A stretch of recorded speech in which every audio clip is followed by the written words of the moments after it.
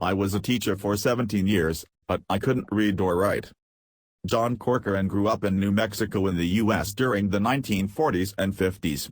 One of 6 siblings, he graduated from high school, went on to university, and became a teacher in the 1960s, a job he held for 17 years. But, as he explains here, he hid an extraordinary secret. When I was a child I was told by my parents that I was a winner, and for the first 6 years of my life I believed what my parents had told me. I was late in talking, but I went off to school with high hopes of learning to read like my sisters. And for the first year things were fine because there weren't many demands on us other than standing in the right line, sitting down, keeping our mouths shut and going to the bathroom on time. And then in the 2nd grade we were supposed to learn to read. But for me it was like opening a Chinese newspaper and looking at it. I didn't understand what those lines were, and as a child of 6, 7, 8 years old I didn't know how to articulate the problem. I remember praying at night and saying, "Please Lord, let me know how to read tomorrow when I get up," and sometimes I'd even turn on the light and get a book and look at it and see if I got a miracle. But I didn't get that miracle. At school I ended up in the dumb row with a bunch of other kids who were having a hard time learning to read. I didn't know how I got there, I didn't know how to get out, and I certainly didn't know what question to ask. The teacher didn't call it the dumb row, there wasn't any cruelty or anything. But the kids called it the dumb row, and when you're in that dumb row you start thinking you're dumb. At teacher conferences my teacher told my parents, "He's a smart boy, he'll get it," and they moved me on to the 3rd grade. "He's a smart boy, he'll get it," and they moved me on to the 4th grade. "He's a smart boy, he'll get it," and they moved me on to the 5th grade. But I wasn't getting it. By the time I got to the 5th grade I'd basically given up on myself in terms of reading. I got up every day, got dressed, went to school, and I was going to war. I hated the classroom. It was a hostile environment and I had to find a way to survive. By the 7th grade I was sitting in the principal's office most of the day. I was in fights, I was defiant, I was a clown, I was a disruptor, I got expelled from school. But that behavior wasn't who I felt inside, it wasn't who I wanted to be. I wanted to be somebody else, I had a desire to succeed. I wanted to be a good student, but I just couldn't do it. By the time I got to the 8th grade I got tired of embarrassing myself and my family. I decided I was going to behave myself now. If you behave in high school you can find your way through the system. So I was going to be a teacher's pet and do everything necessary to pass that system. I wanted to be an athlete, I had athletic skills, and I had math skills. I could count money and make change before I even went to school, and I learned the times tables. I had social skills too. I ran around with college kids. I dated the valedictorian, the student with the highest grades who gives a speech at the graduation ceremony. I was the homecoming king. I had people, mostly girls, do my homework for me. I could write my name and there were some words that I could remember, but I couldn't write a sentence. I was in high school and reading at the 2nd or 3rd grade level. And I never told anybody that I couldn't read. When I was taking a test I would look at someone else's paper, or I'd pass my paper over to somebody else and they'd answer the questions for me. It was fairly easy, amateur cheating. But when I went off to college on a full athletic scholarship it was a different story. I thought, oh my gosh, this is way over my head, how am I going to be able to get through this? I belonged to a social fraternity who had copies of old exam papers. That was one way to cheat. I tried to take classes with a partner, somebody who would help me through. There were professors who used the same test year after year. But I also had to resort to more creative and desperate things. In one exam the professor put 4 questions on the board. I was sitting at the back of the room, near the window, behind the older students. I had my blue book and I painstakingly copied the 4 questions off the board. I didn't know what those questions said.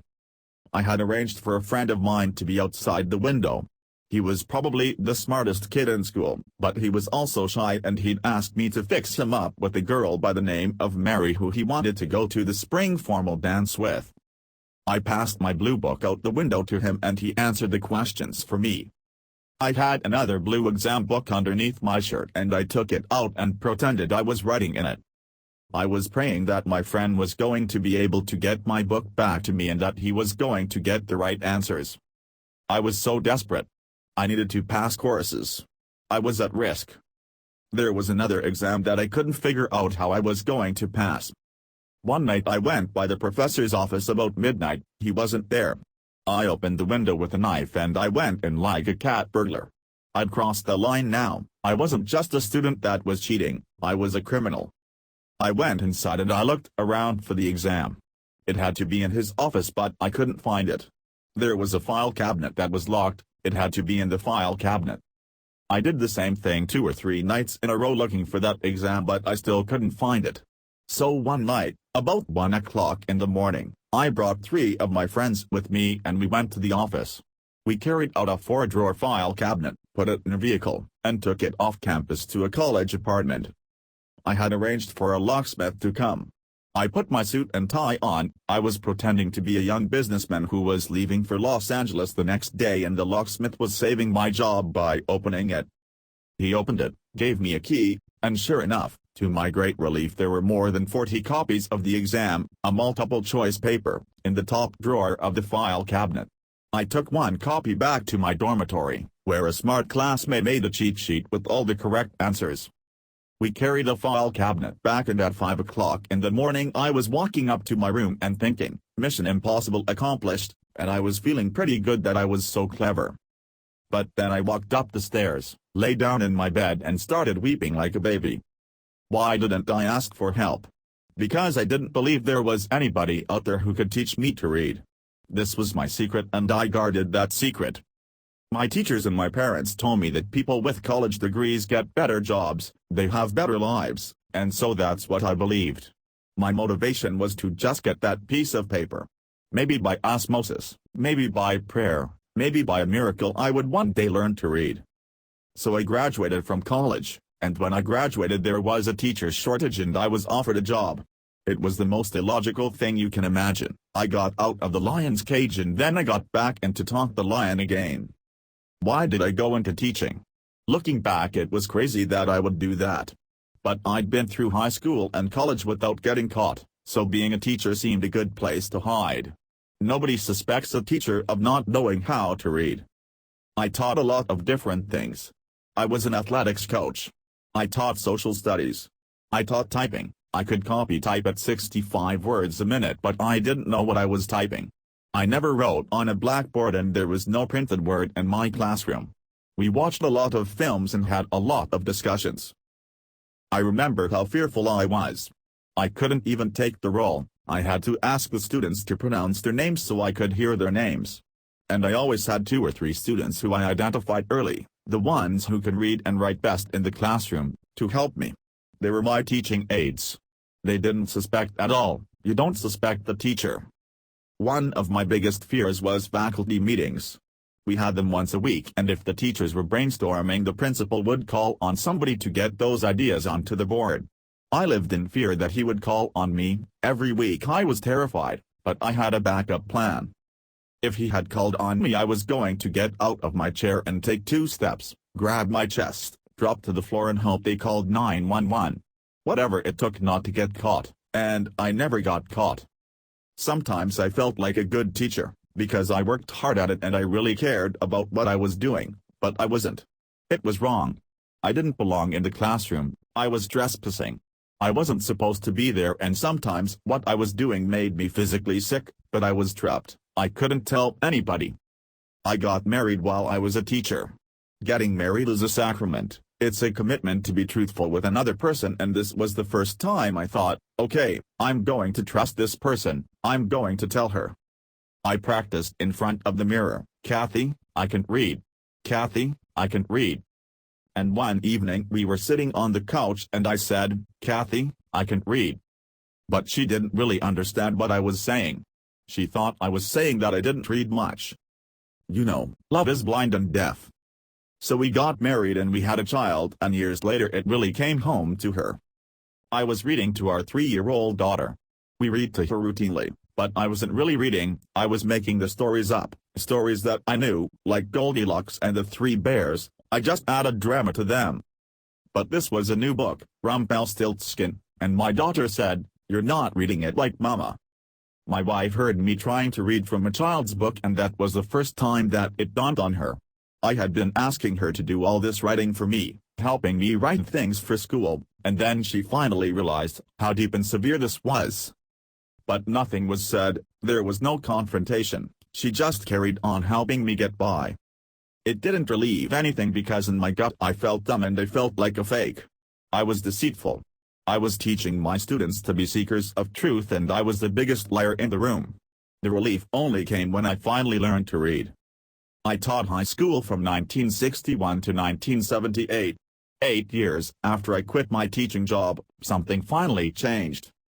I was 47 going on 48 when I saw Barbara Bush, then Second Lady of the U.S., talking about adult literacy on TV. It was her special cause. I'd never heard anybody talking about adult literacy before. I thought I was the only person in the world that was in the situation I was in.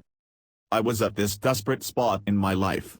I wanted to tell somebody and I wanted to get help, and one day in the grocery store I was standing in line and there were two women in front of me talking about their adult brother who was going to the library.